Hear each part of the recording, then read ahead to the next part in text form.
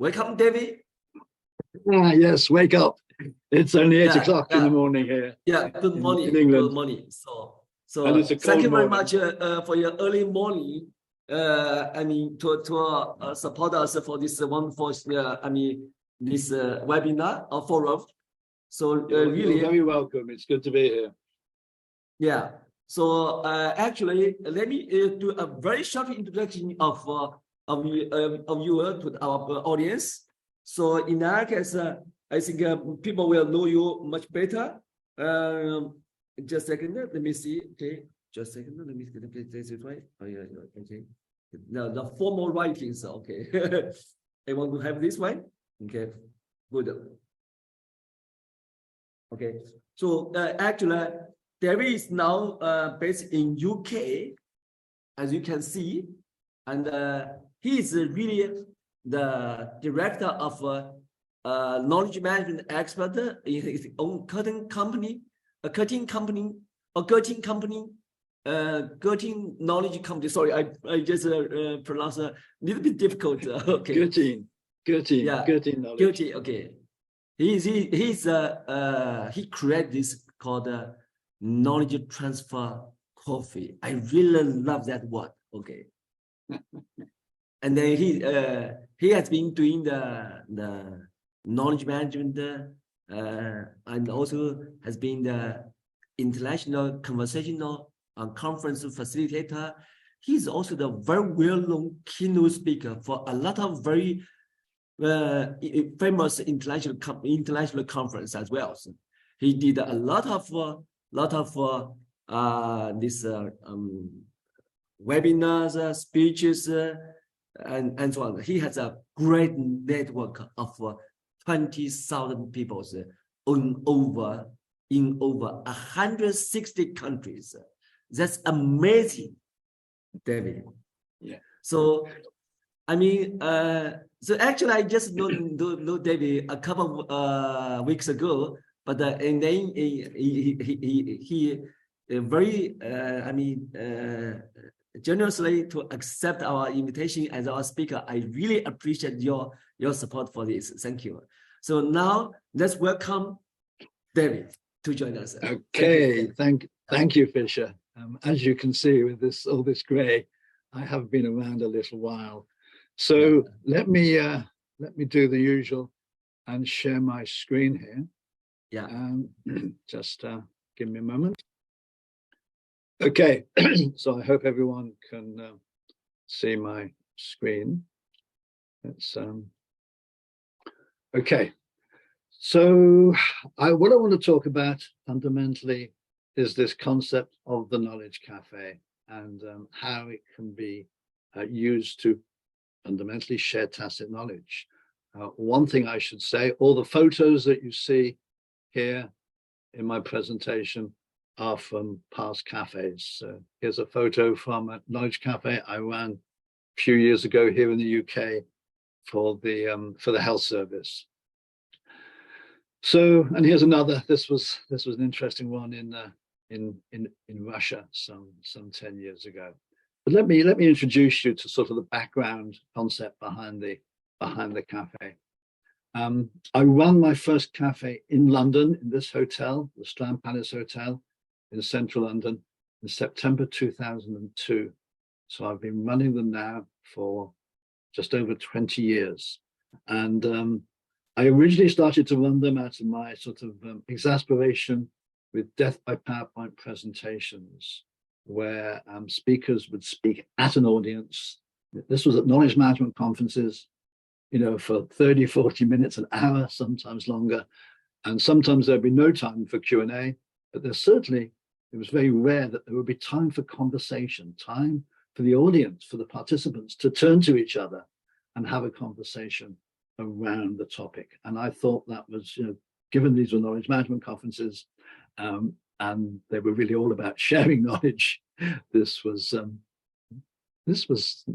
not just a missed opportunity, it was wrong. And so I started running the cafes. I started running them in London. Very, very soon, I ended up running them all over the world. This little map shows most of the countries in which I've run the cafe. I've not run any in China, I'm sad to say, but I have, well, yes, I have run them in China. I've run them in Hong Kong. So you can get some idea of where I've run them. The last 5 years or so, was certainly since COVID, I've been running them mainly on Zoom. They work extremely well online. I think the key thing I've learned over those years is people love to have conversations. People always engage if you get the conditions right. The format works well. And I've learned so much about different cultures. We're all very, very different. We all live in very different cultures. We've still got our common humanity, but our cultures are all different. And that's what makes this world an interesting, exciting place. And I've just listed here some of the places in London where I've run the cafe. And what's interesting about this, if any of you think about running them yourselves, every one of these organizations provided me with a room and often refreshments for free. They saw the value of the cafe and they were prepared to put some effort into supporting it. So let's explain what the cafe is, at least at a high level. And in a moment, I'm going to give you lots of examples of how I've used it or I've seen it used. Fundamentally, it's a way of bringing people together to have a conversation around a topic of mutual interest. And I guess I should add, it's fundamentally also about sharing tacit knowledge. It's about learning from each other. It's about sharing ideas and insights. It's about gaining a deeper understanding of an issue. It's about exploring possibilities. Yeah, it's about all these things and more. One of the things I like about the cafe is that whatever the topic, whoever the people coming together for the conversation, it always helps connect people. It usually helps improve, interpersonal relationships. It helps break down organizational silos, and it improves trust and engagement. If you look at the little video, I've got the sound turned down. This is a cafe as part of a workshop I ran some 10 years ago in London. And just watch the body language. This is what I like in this cafe. As human beings, we don't just talk, with our mouths. We talk with our bodies as well.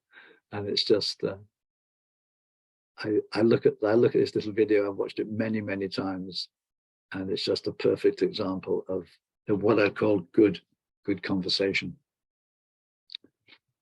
So let's look at the process. I don't have time to go into great detail. I just want to take you through the process so you've got a feel for what it's about. And this was a cafe I ran in Hong Kong about eight years ago in this photo. So let's take you through some principles and then the process. So for me, the cafe is all about conversation. I say that conversation is king, or conversation is sovereign. Principles, I'm trying to ensure that everyone is equal. Everyone's got an equal voice in the cafe. So when people have their conversations, no one person has got more authority or more power than anyone else. A rather controversial part of the cafe is that normally, not always, there are no preconceived outcomes. Often the outcomes from a cafe are emergent, they're serendipitous. You're never too sure quite what's going to happen in a conversation. It's very hard to actually control a conversation. I talk about preserving the flow. So I say there's anything, if you're running a cafe, anything that gets in the way of the conversation that maybe causes people not to be totally relaxed, then you need to eliminate that, or at least reduce it. Really important aspect of the cafe is creating a safe psychological space, a psychologically safe space.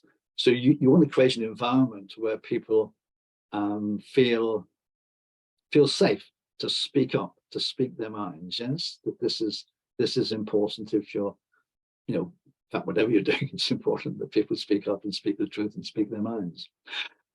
Another essential element of the cafe is about people engaging in small groups. I've learned myself, and there's a lot of research that shows that the best conversations are when people engage in groups of 3 or 4, maybe 5, but no more. It seems when you go above 5, you don't get a conversation, you get a series of mini presentations, okay?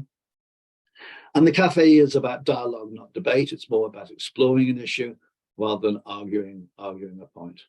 So, these are the fundamental principles of the cafe. And again, fundamentally, it's about trying to ensure that you have some quality conversations, shall we say.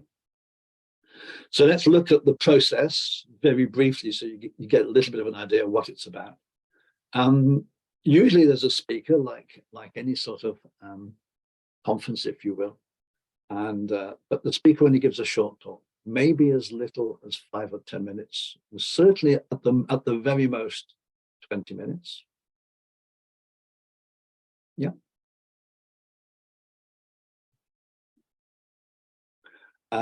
Next, the speaker poses a question to the group. So this is just what I call a trigger question to start the conversation.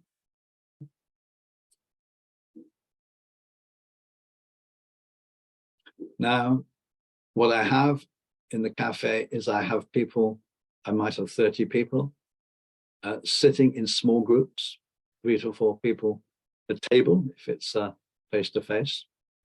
And I run 3 rounds of conversation. So people at their tables have a conversation about the topic, about the question, for, say, 15 minutes. After 15 minutes, I stop the conversation and I ask people to change tables. So people change tables, they have a second conversation, and then I do that a 3rd time.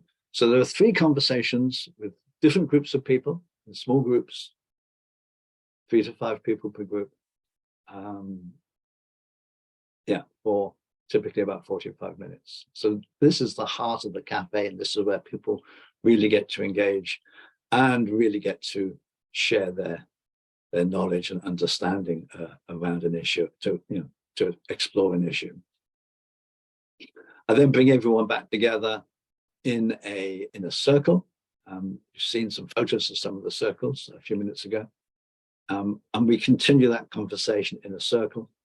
And at the very end, I will bring people are still in the circle. I will usually allow 15 minutes or so to go around the circle and ask each person to share something that they've taken away from the cafe, from the conversation. Okay, so that's the essence of it. And a cafe typically takes about 2 hours. I'm not going to talk about it now, but you can figure out that you can run that same process online in applications like Zoom, rather than having tables. I simply put people in breakout rooms, so it still works just fine online. So let's look at some of the applications of the cafe. This is one I ran in Singapore, maybe 15 years ago. What I like here, again, small group, wheelie chairs, so people could move from group to group very easily. You don't have to have a table. So I've listed here some of the more obvious applications, purposes of the cafe. I'm not going to go through all of these, but just you can browse them briefly for yourself to get a feel for the sorts of applications the cafe can be put to. But what I'd like to do is look at 6 of them in just slightly more detail. And I'm going to do this quite quickly. What I'm trying to do here is give you a feel for just the different ways the cafe can be used. So the most obvious application of the cafe is to share knowledge and learn from each other, share tacit knowledge and learn from each other. So you might run a cafe, there'd be a speaker, and the question might be, what are the barriers to knowledge sharing in our organization? And so now people can talk about and discuss the barriers and share their thoughts and ideas as to what they could do to improve knowledge sharing. Okay, so let's look at 5 other applications, and I'm not going to go into detail. I think you'll be able to figure out for yourself quite what they're about. It's also about giving people a voice and improving engagement. So typical question might be, after presenting some information on a new strategy, what are your views on the new strategy? Very simple. It's extremely good at connecting people and building relationships. Yeah, we fundamentally do that through conversation, don't we? So question, how might we create a sense of community in our organization? Better still, how might we create a community? How might we turn this organization into a community? Sparking action. I think when people see a common problem or an opportunity, it's almost impossible not to take action. So again, you could do a cafe along the lines of, what is the one thing we could each do that would improve the way that we work together? So yet another way of running a cafe, and again, fundamentally sharing tacit knowledge. Gaining a better understanding of complex issues. We're often too quick to act in complex situations without taking the time to understand issues. So, what will be the impact of these new regulations on our industry? Might be another cafe, okay? We often don't take the time to think about the risks or unintended consequences associated with a project, yeah? Often there are people in the organization who know we're making a big mistake. Same at a societal level as well. So what are the risks we're taking here? Again, have your speaker talk about maybe a new project, and then pose this question to the group to discuss. So I hope there I've given you an idea. It's like a generic idea, generic flavor of the purposes of the cafe. What I want to do now, again, very briefly, is share with you a few actual stories of where I have used the cafe or I've seen the cafe used. This is a photo of a cafe in Germany just a few years back. So I've got, what, I think there are 12 here, yes, 12 stories. I'm only going to look at a few of them. I'm going to look at about 2 of them in detail and just 1 or 2 of the others at a very high level. But I'm trying to give you a real flavor of what the cafe is about. This was the turning point for me. This was a cafe I ran in Zurich in Switzerland. Well, getting on for almost 20 years. It was one of the first cafes I ran. And we had a group of people within the organization. We were talking about barriers to knowledge sharing. The question was to them, what are the barriers to knowledge sharing in your organization, and how might you overcome them? And about a month, maybe a little longer, after we did that cafe, I had an email from the manager who had convened it. And he made a few points about the benefits of the cafe. So it's an improved dialogue, collaboration, and knowledge sharing, within the organization. Yeah. That many internal work processes had been overhauled. Yes, that people had seen lots of problems from the cafe, and they'd taken the opportunity to change some of the internal processes. Now, this was interesting. There had been an explosion of new ideas and initiatives by the people in the organization. Yes, but they were talking to each other. They were engaged. They were excited. They could see some of the problems, and they could see how easy it was to solve them. And last but not least, it had empowered staff to speak up and take the initiative. At the time, I had only just started running the cafe, so this was a big eye-opener for me. It was when I first realized the power of the cafe for like sharing tacit knowledge and for spurring action. So that's ISN in Zurich. Again, one of the companies that took to the cafe very seriously very early on was Statoil in Norway. They've now rebranded themselves as Equinor, and they use it in many different ways. They had, at the time, they had gone through a merger, so they brought senior management together from the two organizations to discuss and surface really the issues that may result because of the merger. Because of the merger, they were retiring a lot of experts in the organization. They were laying off a lot of people, so they used it as a knowledge transfer mechanism. They also used it to break down silos. It seems a lot of the geophysicists tended to work in silos, and they brought geophysicists from different parts of the organization to have conversations, cafe format, to get to know each other and get to understand each other's technologies better. So in some ways, that was as much about innovation as it was anything. And they also used it. They also used it in their management training. So that was Statoil. This was ING Bank in Amsterdam. And fundamentally here, what they were doing, when they discovered issues, things that were likely to impact the bank, and this was shortly after the great financial crash in 2008, they would convene knowledge cafes to discuss the issue.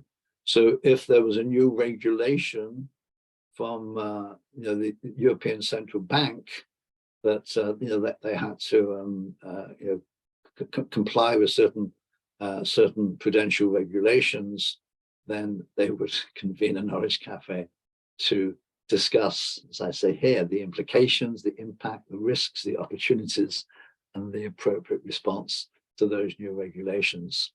So again, this was a really, really good practical example of the Knowledge Cafe. Yet another one.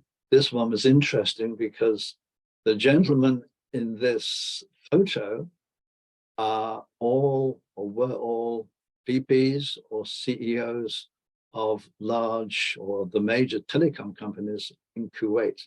So these were competitors. These were people competing with each other. And they came together to discuss, the issues and things that faced their industry, the issues and problems that they had in common. And maybe what could they do? How could they better collaborate? How could they better work together to strengthen their industry as a whole? So I really did like this cafe because it was about bringing competitors together. A couple of quick ones. This is less about the cafe itself and just the way the cafe can be adapted. This was a cafe in Turin, in Italy, for the European Training Foundation some years ago. And in this room, we had people, some could only speak English, some could only speak French, and some could only speak Russian. But we run a cafe nevertheless. If you look very carefully, you'll see that there are little flags on the tables naming the language that was going to be spoken at that table. So in the bottom right-hand corner, you would only sit at that table if you were prepared to speak in French. And somewhere else there'd have been an English tables and Russian tables. So again, you can run the cafe across multiple languages. This was yet another interesting one. This was Johnson & Johnson in Cork in Ireland some years back. Here I had 100 people in a room. It was a little too large to run a single cafe. So we did two innovative things here. One, we run 4 knowledge cafes in the same room at the same time. And rather than having tables and chairs, because there wasn't a room, we had these sort of stand-up pods that people could stand at. So again, and you can see this was, if you look at the posters in the background, this was all about knowledge sharing. It was all about sharing tacit knowledge. So that's another example of the cafe. So I think I've come in on time. I hope that I've given you a really good feel for what the cafe is about and how it can be applied. I said the cafe is fundamentally about conversation.